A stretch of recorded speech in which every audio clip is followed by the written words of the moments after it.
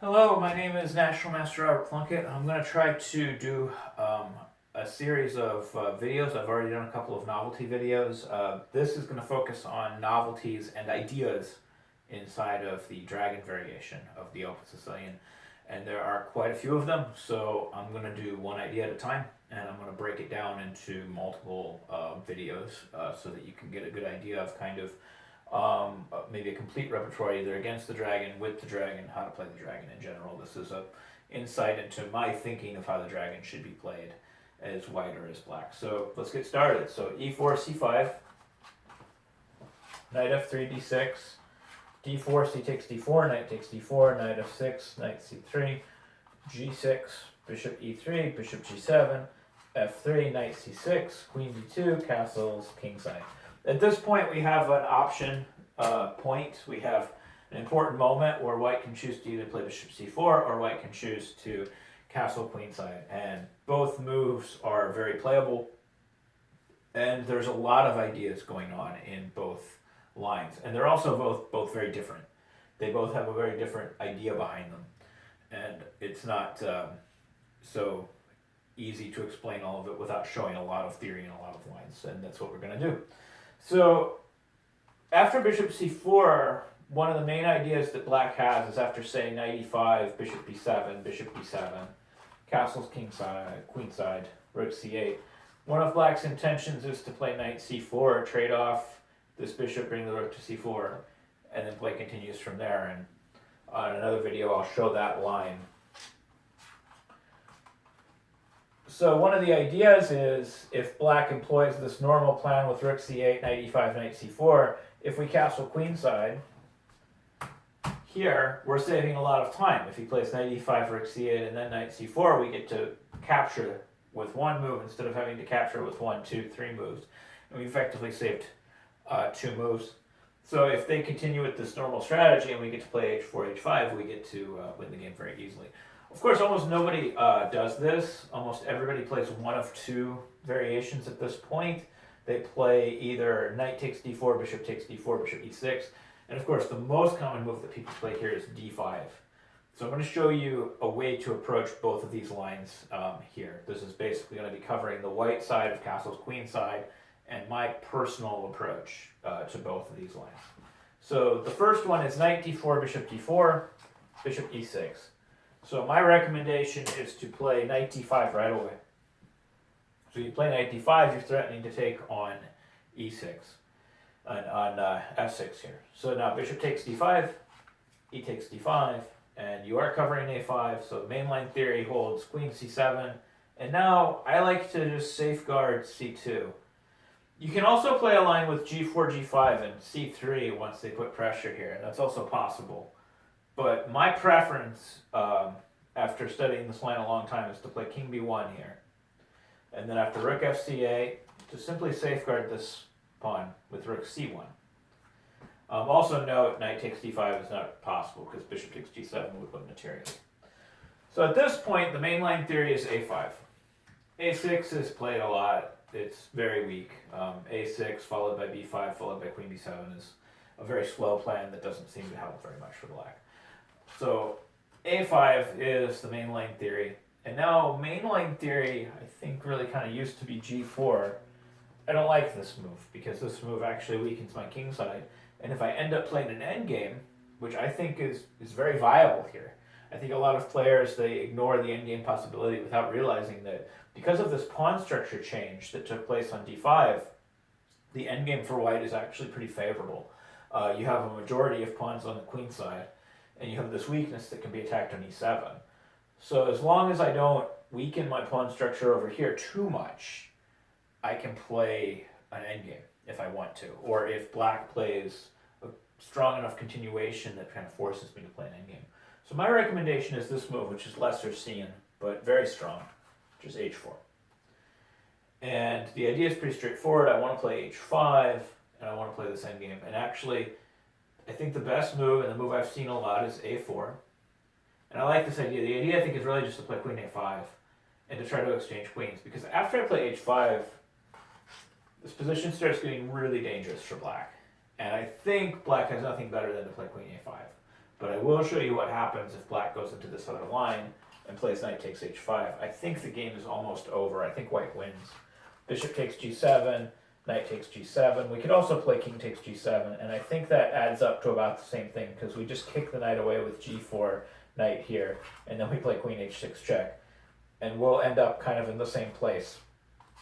What's interesting is after knight here, queen h6, black has nothing better than knight h5, g4, knight f6, and we do actually end up in exactly the same place. So we end up here, and the easy win is just bishop d3, and the game is over. The whole point is I'm going to play g5, and when I do, you have nothing better than knight h5. This is the threat. g5, knight h5, and we take. And then that's going to be over after g takes h5, bishop h7, or even queen h7, queen h8, just depending on what they do. So that's going to be the end of the game. So bishop d3 is up a piece, and they will try to defend at this point, and they usually do. The normal defensive try is just something like e5. I don't know why people do it, but that's the move they do. e5, or I've also seen queen d8. But e5, you'll notice, is not terribly helpful. I play g5. If nothing better, they actually just should give up the knight right away. And then takes. And now this is, the game is pretty much over. We take here. They have to come over here. We take f5 because we want to cover everything. King here. And now we have check, king here, check, king here, check, king somewhere. And we can just continue the assault with g6. And the threat is g7, g8 equals queen. And that's actually hard to stop, as crazy as that sounds. It's really hard to stop. With king f8, we have g7. King here, now simply queen h6, and they pretty much have to resign. If another move gets played, like say, takes on g6, now we have bishop takes g6 check, king d7, queen check or queen check, either one adds up to about the same thing. King d8, queen e8 is mate. So that's basically how that line ends. That's how white wins at least a piece in that position and just pretty much ends the game. So that leaves this other possibility of trying to play an endgame. And a lot of Dragon players think that all the endgames are favorable for them, but after the pawn structure changes, this is not true. Once you take on d5 and once white captures back, a lot of these endgames actually favor white because white has a queenside pawn majority and pressure on this e-file. So that's something that you need to keep in mind. So we have, this is here, okay. This is here. Okay, so after h4, h5, you don't play knight takes h5. Instead what you play is you play queen a5. This threatens to exchange queens, but also it puts pressure on d5 in a way that white can't ignore. So he has to do something. So I recommend exchanging queens. And now this pawn is hanging because we don't have all the fancy threats that we had a second ago, so we should take. They don't want to take here and end up with this fractured pawn structure. That doesn't lead to a pretty position, so typically they'll take back. And now you do need to hold this pawn, so I recommend c4. Okay, so I think at this point, I think this is kind of the end of the theoretical line, and I think white is a little bit better in this position. I think white has a better endgame. The fact that white just moved his h-pawn and got rid of this pawn and didn't move these pawns or create any weaknesses means that this endgame is a little bit better than it would have been had he played something like g4, g5. He can easily put pressure on e7 in this position. He can easily play a move like b4 at some point, and then after this capture, he can begin to advance his queenside pawn majority with king b2, b4, etc. And he can try to gain traction and gain a passed pawn over here. If, for example, he would just develop and say these rooks all went to the open file, as a for instance, and all these rooks got exchanged off, and my king went here, I would consider this position almost winning for white. Black doesn't have a way to advance these pawns. His position is frozen. He's not necessarily going to want to just move his knight and trade off this dark squared bishop, and if he does, the endgame that he reaches isn't all that good. And white just intends to maybe bring his king over here to the queen side, and this pawn is a problem. And even if he doesn't get his king over here, this is still a problem. He's going to play b4 and c5, and then c6 will generate a passed pawn over here. And there's really no way to stop it. If dc, we're still going to play c6. And the knight trying to stop this passed pawn with the help of this bishop, and in this situation, the help of two bishops is going to be very difficult. Like even if here, like we just do a sample line, like knight d7, bishop takes g7, king takes g7, I'm going to play b4, because I don't want craziness. So now we'll say knight e5, bishop e2, king f6. I mean, so far it looks like, okay, maybe black's okay, right? You're getting play or whatever. I don't think black's okay at all. I'm just going to centralize my king. And now you'll start noticing, okay, how does black make progress? Maybe he throws his king at my pawns? Sure, we'll do that. King here, we'll just make some more progress. We'll bring our king into the middle. We're going to go after this pawn. Okay, so now, threatening to create a very dangerous passed pawn with c5. We can take here if we want. We take here. I just need to kick this knight away. f4. I don't know the game plan here. I'm 3 moves away from making a queen. Now, of course, you're going to say, well, why did the king go all the way over here? He could have come over here. He could have. And if you did, that would have been a completely defensive strategy where there was absolutely no risk to white's position. And also, I'm sure you're saying, well, king takes g2 is a mistake because it allowed f4. We could have done something else. We could have played g5. And all these things are true. But the problem is that in this position, it's very difficult to stop white's plan. So I know maybe a lot of people are looking at this going, well, white's plan doesn't look all that scary. If he plays c6 right now, we have it under wraps. If we play c6, takes, we have knight takes. Well, other moves are possible, and it's actually very difficult to stop them. Like, for example, let's say g5.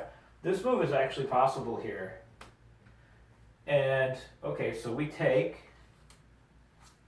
now c6. And I do not see how that knight gets back to stop this pawn. I'm threatening c7, c8. If you take, I still play c7, c8. How does the knight get to a square where it can stop that pawn in 2 moves? So like, knight where? Knight anywhere, knight g6, c7. That's it. That's the end of the game. So, as crazy as it sounds from this position, it's very difficult, very, very difficult for black to stop white from doing what white wants. Whether he brings his king over here, whether he brings his king over here and takes a defensive stance and just says, okay, I'm going to hang out. You can try to get a formation like this. Well, I can still kick this knight away. I can play g3 and I can play f4 once I get here. I can play bishop b5 check and kick the king away. In some cases, I can play bishop b5 check and bishop a6, depending on where the king goes. I can play bishop b5 check, bring the bishop back to e8. We can light square some more, kick the knight away, force the knight back. It's a bishop versus knight endgame with pawns on both sides where I have the potential for a passed pawn on the queen side. And these endgames are very, very winnable for white. So I recommend this. I recommend this line with castle's queen side, and I recommend knight d5 as a move right away with rook c1. And then the main idea I have is h4, h5. And I think these endgames are very playable and very winnable. Okay, so in the next video, I'm going to focus on the other main line, which is instead of knight takes d4, bishop takes d4, we have d5 for black. And I'm going to focus on an alternative strategy for white there. So, okay, thank you.